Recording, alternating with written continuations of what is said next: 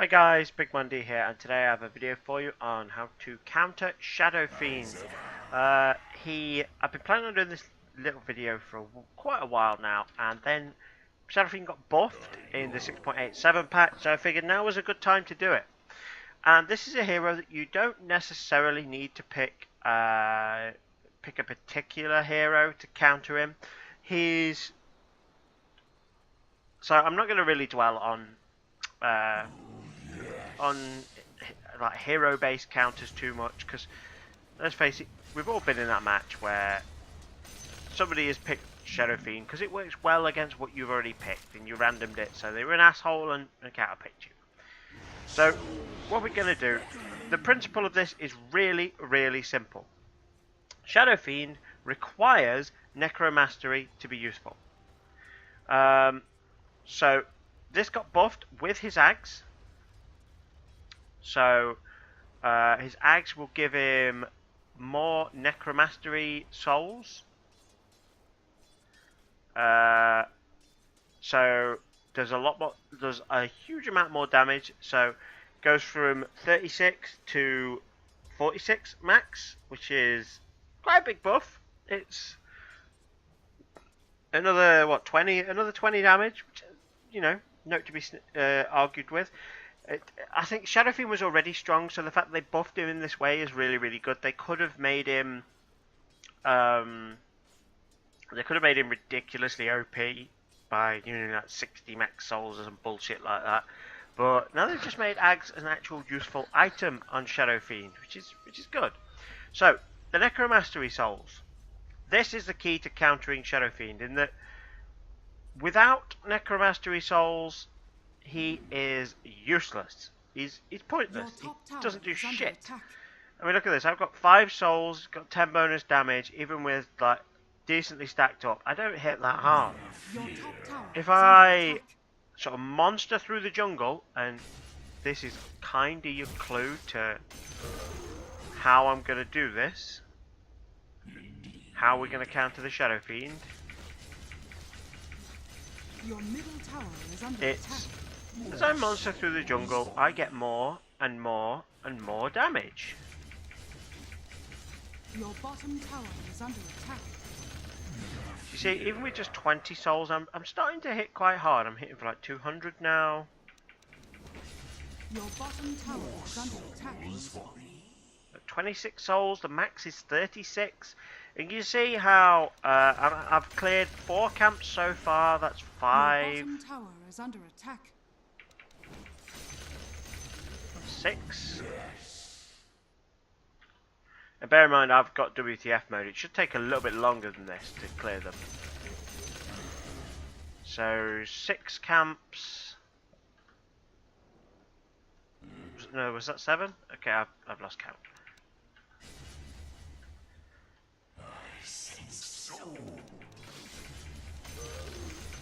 Let's call it 7 and a bit, depending on what 7 and a bit camps, depending on exactly what creep spawn. So it's around 7 to 8 camps that you need to max out your Necromastery souls. So around the 10-minute mark in most pub games is when you want to start doing this. What you want to do is you come into the jungle with wards. They can be sentries or observers. If they're observers, we're going to put them where we get a little bit of vision. Apparently we have an error, but that doesn't matter.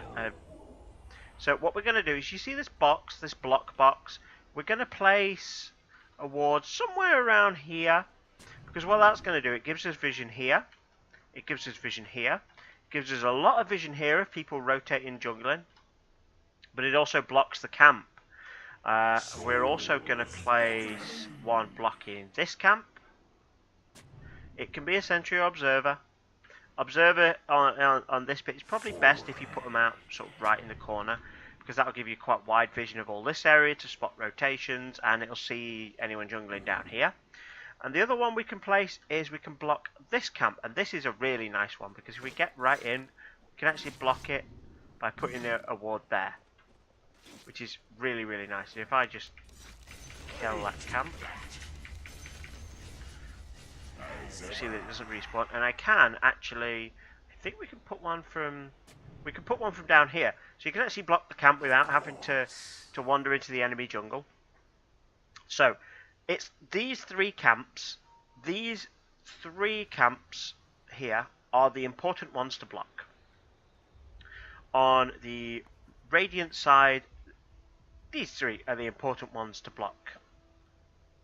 And the reason for that is obviously you're not likely to have enough gold to block every camp. And by blocking these ones, we know we can reduce our Shadow Fiend's efficiency quite dramatically. Just stay and we'll watch to see if this spawns. Sometimes when you go on split levels, the boxes don't quite line up as they look like they do.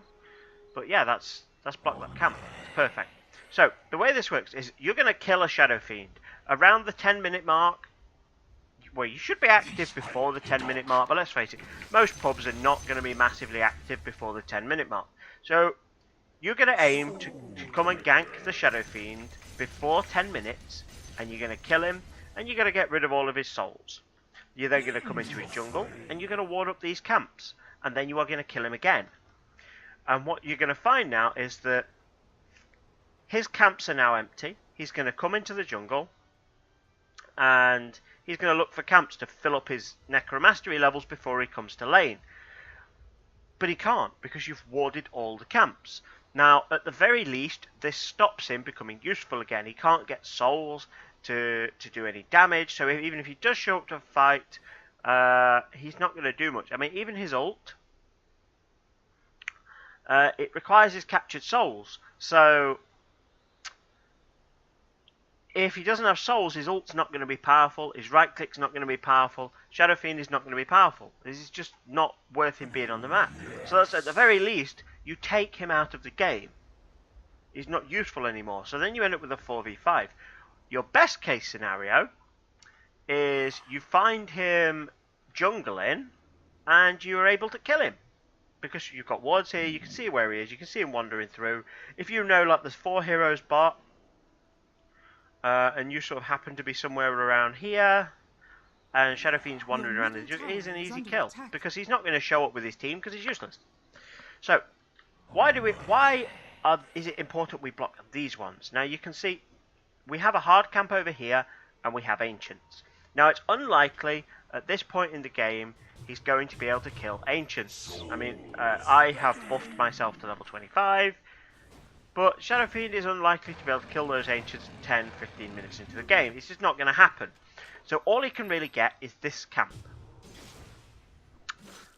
So then once he's killed this camp, yes, he gets a couple of souls from it. And you can ward this one if you like. It's quite a good ward spot up here. If you put a sentry sort of somewhere around this tree, so it blocks the camp and it'll give you a vision of this camp and anyone sort of coming to the secret shop. Probably best to put it sort of that side of the tree, because it will show you when the couriers come to the secret shop. You can use that to spot items and stuff like that.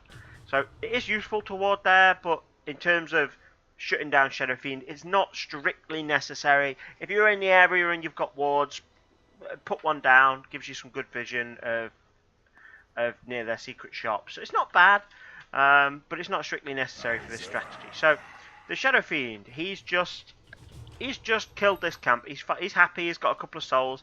He's now going to go back, and he's going to try and get some even more souls. He's going to max them out before he comes back into battle. So how long is it going to take him to find souls? We're going to look at, we're at 15:20. And I'm an insanely fast Shadow Fiend because of all the items I've got. So this is kind of your best case. Okay, so we come here. No souls. Come here. Somebody's blocked that one too. What the fuck's going on here? Somebody's blocked this one too. And oh, now we have souls. So that took a full 30 seconds for him to get more souls. And then he's going to kill both these camps. And then he's got a choice. Do I show up in lane as a weak hero without many souls? Or do I walk back and waste another 30 seconds? So what we're doing here is we're limiting this Shadow Fiend's gold gain to about 200 GPM. At best. It's, you say, he's not going to be this fast. I mean, let's face it. I have Boots of Travel 2, Yu'l's Scepter, Sanjin Yasha, and I have a Wind Lance, and I'm doing that just so while I'm demonstrating stuff, it's quicker to get around. There is no way in hell he's going to make it there in 30 seconds on a normal Shadow Fiend build. It's not going to happen. So you're going to limit this guy's farm to like 200 GPM at best, and then he's going to be completely useless. Basically, what you're doing is you're forcing him to go in lane to farm, and a useless hero that has to be in lane to farm is just food. What you're doing is you're giving your team opportunities to find him and kill him. I mean, you're probably going to be a support doing this, so you know you're going to be the ward bitch.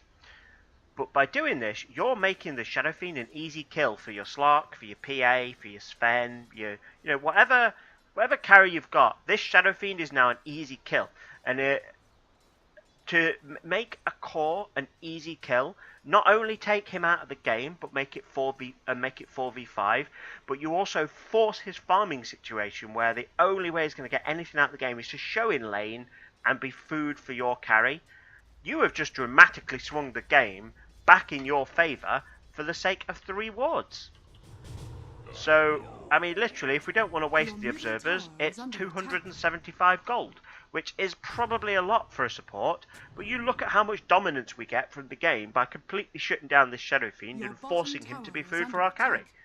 It's totally worth that. Even if you have to not buy boots on a support to do this to a Shadow Fiend, it's probably worth it.